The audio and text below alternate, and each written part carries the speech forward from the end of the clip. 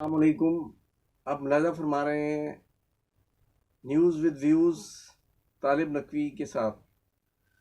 ناظرین، آج ہم پہلی دفعہ افغان مسئلے پر بھی بات کریں گے، اور اس میں ہم آپ کو ایک ایسی امریکہ کی طرف سے ایک ایسے ممکنہ قدم کا بتائیں گے جو ہم لوگوں کو پروپیگنڈا کے لیے استعمال کیا جائے گا اگینسٹ چائنا، اور اقدامات کے علاوہ. یہ بات آپ نے کسی اینکر سے نہیں سنی ہوگی، کسی اخبار نویس نے اس کا ذکر نہیں کیا ہوگا، اور یہ بات ہوگی 2-4 سال بعد.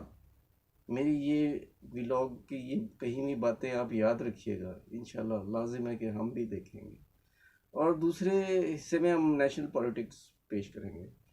تو آئیے ویڈیو کا آغاز ویری کوکلی ہم کر دیتے ہیں. اس یہ ویڈیو تھوڑی سی نسبتاً شاید طویل ہو جائے، لیکن یہ اہمیت کی حامل ہے، اسے آپ پلیز آخر تک ضرور سنیے گا.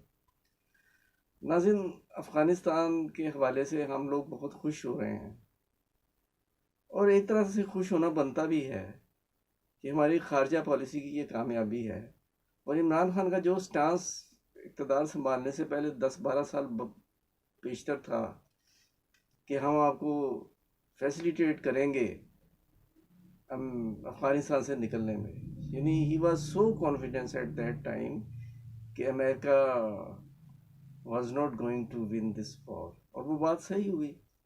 اور اب اسی طرح پاکستان فیسیلیٹیٹ کر رہا ہے. اگر دیکھا جائے تو یہ بڑی ایک ہمارے لیے کم از کم فخر کی بات ہے کہ ہم اتنی بڑی سپر پاور کے جو لوگ ہیں وہ ہمارے اس وقت محتاج ہوئے، اور سب انہیں ہم نے سیف پیسج دیا. کچھ ابھی بھی موجود ہے اور وہ بھی چلے جائیں گے انشاءاللہ. میں ایک اور پہلو کی طرف توجہ دلانا چاہتا ہوں. افغانستان میں فی الحال امن آ گیا، لیکن یہ سب کچھ ٹھیک نہیں ہے وہاں. میں آپ کو تھوڑا سا یاد دلاتا ہوں کہ جب امریکہ کی اشیر بات پر کابل میں شمالی اتحاد داخل ہو گیا تھا تو کوئی وار نہیں، کچھ نہیں، بڑے آرام سے وہ آ گئے.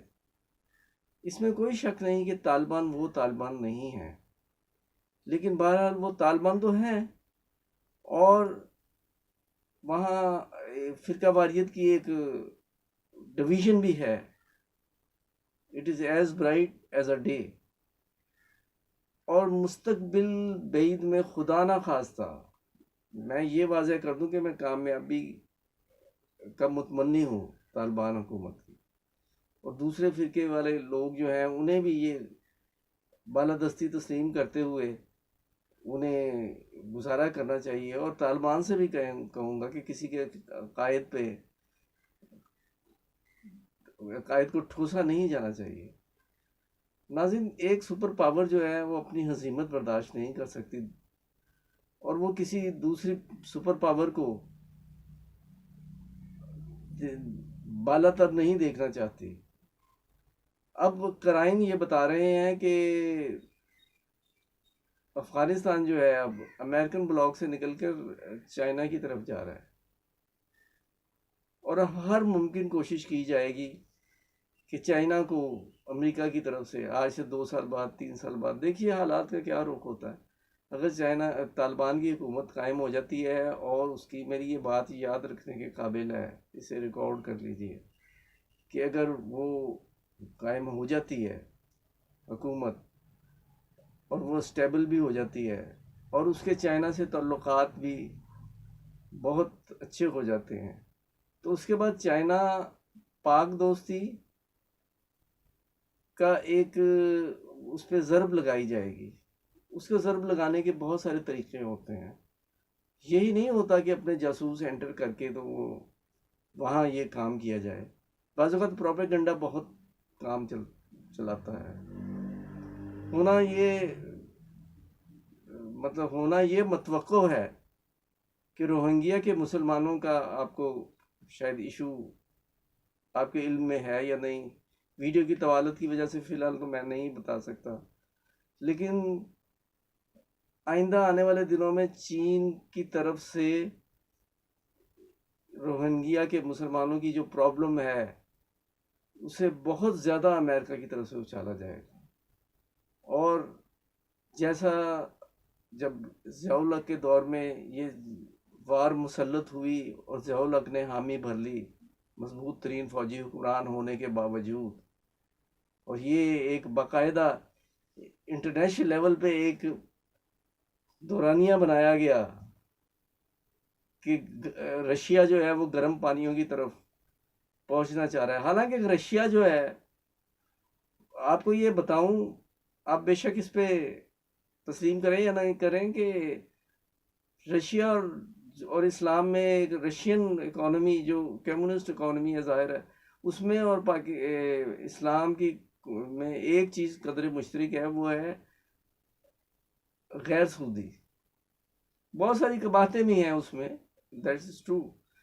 لیکن میں آپ کو یہ بتاتا ہوں کہ کتنے منصوبے امریکہ نے لگائے، ورلڈ بینک نے لگائے، اور کس طرح ہمارا استحصال کیا، اور کس طرح ہمیں انفورس کیا کہ آپ نے یہ کرنا ہے. میں تھوڑی سی ایک مثال آپ کو دیتا ہوں کہ اسٹیل مل، جس کا آج کل بہت برا حال ہے، جس پہ میں ویڈیو بھی بنا سکوں، یہ سوویت یونین کا کارنامہ ہے. اور سوویت یونین جب اس کا افتتاح ہوا تو اس کے باوجود کہ جو ہمارے مرحوم ضیاء الحق تھے وہ امریکہ کے بہت ہی قریب تھے، اور انہیں بہت ہی حد تک، میں وہ الفاظ ادا نہیں کر سکتا جو کہا جا رہا تھا پرو امریکن ہونے کی وجہ سے، لیکن انہوں نے بھی اس میں جب افتتاح ہوا تو ہمارے عظیم دوست سوویت یونین، چونکہ اس وقت وہ سوویت یونین تھا، سوویت یونین کا ذکر کیا. اگر پاکستان کے تعلقات سوویت یونین سے رہتے اور سوویت یونین بکھرتا نہ، اور اگر ہم امریکن اور سرمایہ دارانہ نظام کا جو ایک تیار کردہ بیانیہ کہ سوویت یونین جو ہے وہ گرم پانیوں تک پہنچنا چاہ رہا ہے، یا وہ اسلام کے لیے بہت بڑا خطرہ ہے، اگر ہم اس پر توجہ نہ دیتے اور اپنے آپ کو سائٹ پہ رکھتے تو بہت کچھ ہو سکتا تھا. ناظرین، ایک تھوڑا سا واقعہ میں بتا دوں آپ کو. بے نظیر بھٹو صاحبہ جب تشریف لائیں، ان کا فقید المثال استقبال ہوا 20 اپریل یا غالباً 10 اپریل 1986 کو. وہاں میں نے بچشمے خود دیکھا کہ بہت بڑا جلوس تھا، اور میں یہ کہتا ہوں کہ پاکستان کی تاریخ میں عمران خان کا جو جلسہ مینار پاکستان کا تھا، اس سمیت میں نے اپنی پوری لائف میں ایسا منظر نہیں دیکھا کہ عملی طور پر پورا لاہور جو ہے وہ جلسہ گاہ بنا ہوا تھا. سچی بات کرنی چاہیے. اور ہر جگہ ساری سر نظر آ رہے تھے. تو ہم نے جی پی او کے گیٹ کے پاس کھڑے ہو کے بے نظیر بھٹو صاحبہ کے وہ جلوس کا مظاہرہ دیکھا. بے نظیر بھٹو صاحبہ کا جلوس، اس میں مس طلعت یعقوب خان اور دوسرے بہت سے لوگ تھے، مجھے یہ یاد ہے، ریحانہ سرور تھی غالباً. وہ قافلہ نکل گیا. بعد میں بہت ایک لمبی لامتناہی لائن تھی گاڑیوں کی، ٹرکوں کی. تو میں نے ایک ٹرک میں دیکھا کہ لوگ اپنی آنکھوں سے کہ امریکن پرچم جلا رہے ہیں. میں خوش ہو گیا کہ بے نظیر بھٹو نے اپنے باپ کی قاتل سے کنارہ کشی اختیار کر لی اور سوویت یونین کے بلاک میں آنے کا اعلان کر دیا ہے.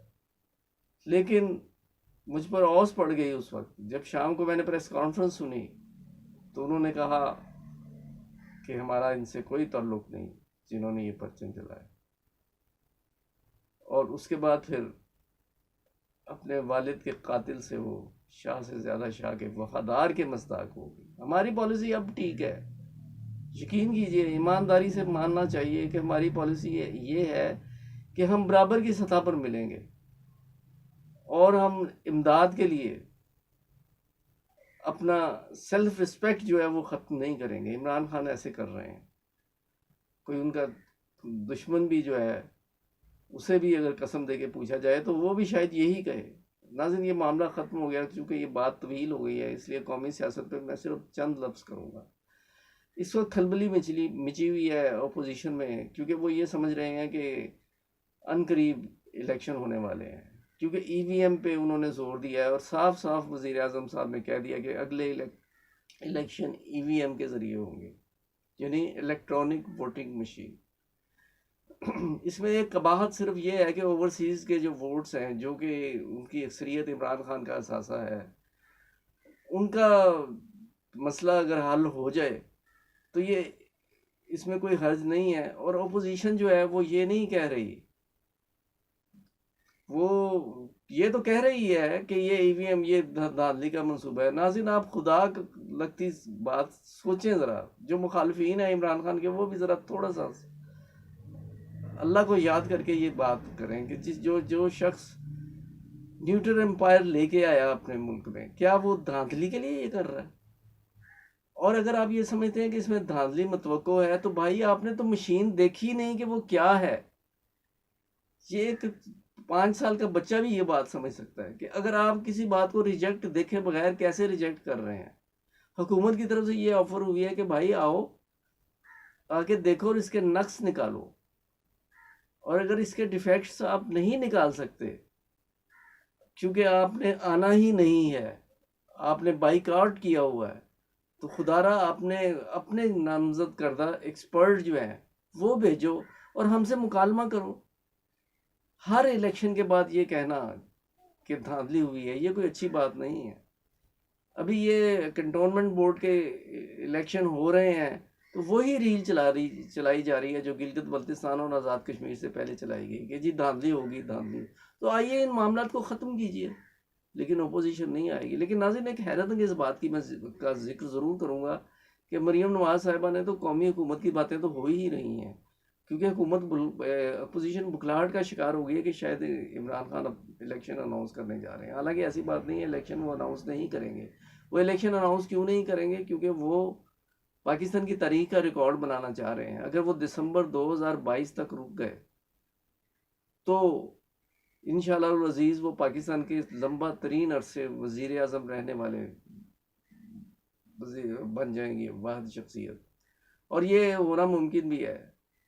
میں آپ کو کسی ولاگ میں قیام پاکستان سے لے کے آج تک جو وزیر اعظم کتنا عرصہ رہے ہیں, پہلے تو وہ انڈین کہتے تھے کہ شیروانیاں بھی نہیں بدلتے جتنا یہ اس میں مطلب وزیر اعظم بدلتے ہیں, تو وہ ہم آپ کو بتائیں گے اور اس کے بعد پھر ہم آپ سے پوچھیں گے. اور میرا ذاتی خیال یہ ہے, قیاس ہی ہے لیکن منطقی ہے کہ دسمبر سے پہلے ایک تو وہ اسمبلیاں نہیں توڑیں گے, الیکشن کا اعلان نہیں کریں گے, اور جو ریزنیبل وقت جو لگ رہا ہے وہ میرا خیال مارچ 2023. اگر انہوں نے ٹھان لی کہ میں نے اپنا ایک دن پورا کرنا ہے تو علیحدہ بات ہے, لیکن مجھے فروری مارچ 2023 میں انتخابات ہوتے دکھائی دیتے ہیں. اس وقت تک اگر مہنگائی پہ کنٹرول ہو گیا تو میں آپ کو آج یہ بتا رہا ہوں 2/3 میجورٹی جو ہے وہ نوشتہ دیوار ہے. ناظرین اگر ویڈیو پسند آئی ہے تو اسے شیئر کریں, لائک کریں اور دیکھتے رہیں ہمارے نیوز ود ویوز. تھینکس.